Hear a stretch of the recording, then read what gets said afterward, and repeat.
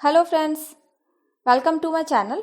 Friends, आज मैं जिस टॉपिक को लेकर के आप सबके साथ जुड़ने जा रही हूँ वो है history of stock market. Friends, equity market या स्टॉक मार्केट दोनों सेम होता है। इक्विटी मार्केट क्या है, इसमें क्यों इन्वेस्टमेंट करना चाहिए, इसके बारे में मैं ऑलरेडी एक वीडियो बना चुकी हूँ जो कि मैं डिस्क्रिप्शन बॉक्स में डालूंगी। उसका लिंक आप चाहें तो वहां से चेक कर सकते हैं। फ्रेंड्स, हम में से बहुत सारे ऐसे लोग हैं जो लाखों की करोड़ों की ट्रेडिंग और इन्वेस्टमेंट करते हैं इक्विटी मार्केट में। बहुतों का तो ये करियर बन चुका है, वो अपना जॉब छोड़ के दिन रात ट्रेडिंग करते हैं। अलग अलग ऑप्शंस होते हैं, बहुत का करियर ऑप्शन ही है स्टॉक मार्केट। लेकिन फ्रेंड्स, क्या आपको पता है कि स्टॉक मार्केट की शुरुआत कैसे हुई थी? बहुत ही इंटरेस्टिंग टॉपिक रहेगा आज का ये। बहुत सारे स्ट्रगल, बहुत चीजें हुई थी तब जाकर के ये जो स्टॉक मार्केट है वो शुरू हुआ था। सिर्फ 6 लोगों ने मिलकर के इसको स्टार्ट किया था और आज ये कंसेप्ट इतना बड़ा हो चुका है। तो फ्रेंड्स, इस सब के बारे में मैं आपसे डिस्कस करूंगी, आप मेरे चैनल पे बने रहिए। फ्रेंड्स, अगर हम स्टॉक मार्केट की बात करते हैं तो इंडिया में स्टॉक मार्केट सबसे पहले सिर्फ 6 लोगों ने मिलकर के शुरू किया था, जिसको कि आज बॉम्बे स्टॉक एक्सचेंज के नाम से जानते हैं। फ्रेंड्स, इन 6 लोगों ने मिलकर के जो एसोसिएशन शुरू किया था वही एसोसिएशन आगे चल करके बॉम्बे स्टॉक एक्सचेंज के रूप में परिवर्तित हुआ था। फ्रेंड्स, अब मैं यहाँ बात करती हूँ कि पूरे वर्ल्ड में स्टॉक मार्केट जो इक्विटी मार्केट है वहां ट्रेडिंग कब स्टार्ट हुई थी और किसने शुरू किया था। आपको जान के बहुत हैरानी होगी कि 15th सेंचुरी में सबसे पहले बेल्जियम में स्टॉक मार्केट का कंसेप्ट आया था। बेल्जियम में इक्विटी मार्केट की शुरुआत हुई थी। वहां पे लोगों ने शेयर्स को बाय या सेल करना स्टार्ट किया था। लेकिन उस टाइम पे कोई भी लिस्टेड कंपनी अवेलेबल नहीं थी जिनमें बाइंग और सेलिंग की जा सके। उस टाइम पे जो प्रोडक्ट्स होते थे, जो सर्विसेज होती थी, उनमें बाइंग सेलिंग होती थी, उनमें बोली लगाई जाती थी।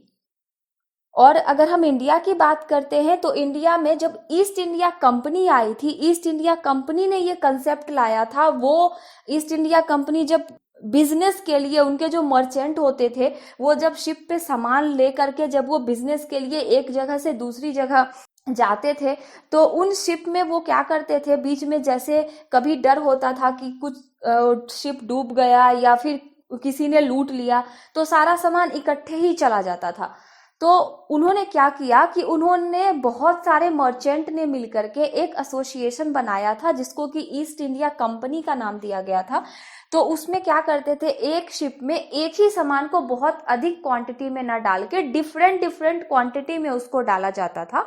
तो इस तरीके से, जैसा कि अभी हम देखते हैं कि पोर्टफोलियो अगर हम बनाते हैं फ्रेंड्स, तो पोर्टफोलियो में हम कभी ये नहीं बोलते कि आप एक ही स्टॉक को उसमें ऐड करो, आप डिफरेंट सेक्टर के स्टॉक को ऐड करो। ये जो कंसेप्ट था ये वहीं से आया था, जब उन्होंने एक ही शिप पे एक ही सामान की क्वांटिटी को बहुत ज्यादा ना डाल के डिफरेंट डिफरेंट प्रोडक्ट की डिफरेंट डिफरेंट क्वांटिटी डाली थी और मर्चेंट एक जगह से दूसरी जगह अपने बिजनेस के लिए जाते थे। कहीं ना कहीं ईस्ट इंडिया कंपनी की वजह से ही इंडिया में स्टॉक मार्केट के बारे में लोग बहुत ज्यादा अवेयर हुए थे उस टाइम पे। फ्रेंड्स, अभी हम बात करते हैं कि इंडिया में शुरुआत की तो सिर्फ 6 लोगों ने मिलकर के बरगद के पेड़ के नीचे स्टॉक मार्केट की शुरुआत की थी। उस टाइम पे क्या होता था, 6 लोग एक बरगद के पेड़ के नीचे बैठते थे, वो फिक्स था फ्रेंड्स। वहां बैठ करके शेयरों की बोली लगाई जाती थी, उनकी बाइंग और सेलिंग इसका ध्यान रखा जाता था कि उनकी कब बाइंग होनी है, कितने प्राइस पे बाइंग होनी है, कितने प्राइस पे सेलिंग होनी है। उस टाइम पे चिल्ला चिल्ला के बोली लगाई जाती थी। उस टाइम पे कोई सॉफ्टवेयर नहीं होता था, कोई ट्रेडिंग प्लेटफॉर्म नहीं होता था, पेपर ट्रेडिंग भी नहीं होती थी। इवन उस टाइम पे कोई प्रूफ नहीं होता था बाइंग और सेलिंग का, सिर्फ बोल के खरीदा जाता था या बेचा जाता था।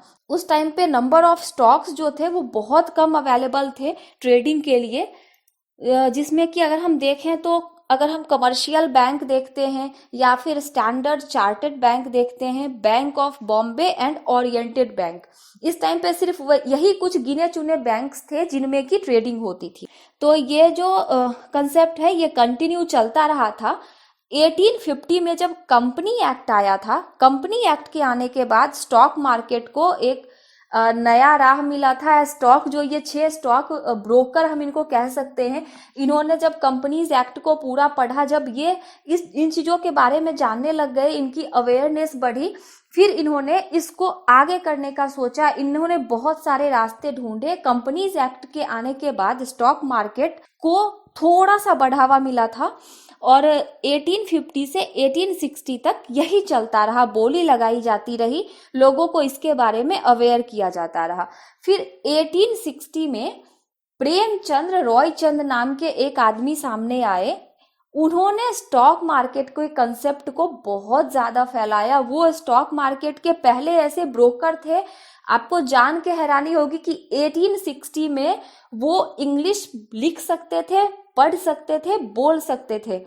वो उस टाइम के पहले ऐसे ब्रोकर थे, प्रेमचंद रॉयचंद। इन्होंने स्टॉक मार्केट के बारे में लोगों को अवेयर करना स्टार्ट किया। इनके टाइम में जो 6 लोग से शुरुआत हुई थी, ये 6 लोगों से बढ़ करके 250 तक उसमें स्टॉक ब्रोकर इन्वॉल्व हुए थे प्रेमचंद रॉयचंद के टाइम पे। इन्होंने बहुत सारे छोटी और बड़ी कंपनीज थी जिनको इन्होंने स्टैब्लिश करने में और उस कंपनीज को आगे बढ़ाने में इन्होंने अपना कॉन्ट्रीब्यूशन दिया था। इन्होंने लोगों को अवेयर कराया था स्टॉक मार्केट के बारे में।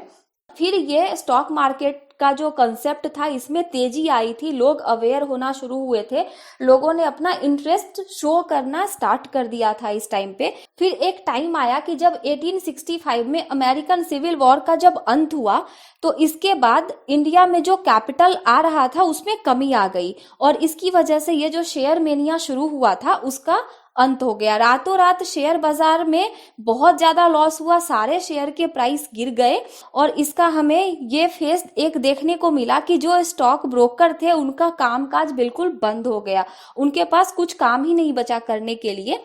जिस वजह से इन ब्रोकर्स ने मिलकर के एक एसोसिएशन बनाने का विचार किया और इन सब ने मिलकर के 1868 से 1873 के बीच में एक एसोसिएशन बनाया। इस एसोसिएशन को जो प्रॉपर एक रूप दिया गया वो 1887 में दिया गया और इसका नाम रखा गया the native and stock broker association. उससे पहले 1875 में 318 रुपीज का एक एंट्री फीस दे करके स्टॉक मार्केट को ज्यादा स्ट्रांग बनाने के लिए बॉम्बे स्टॉक एक्सचेंज की स्थापना हुई थी सबसे पहले। उस टाइम पे इसको इतना सीरियस नहीं लिया गया था।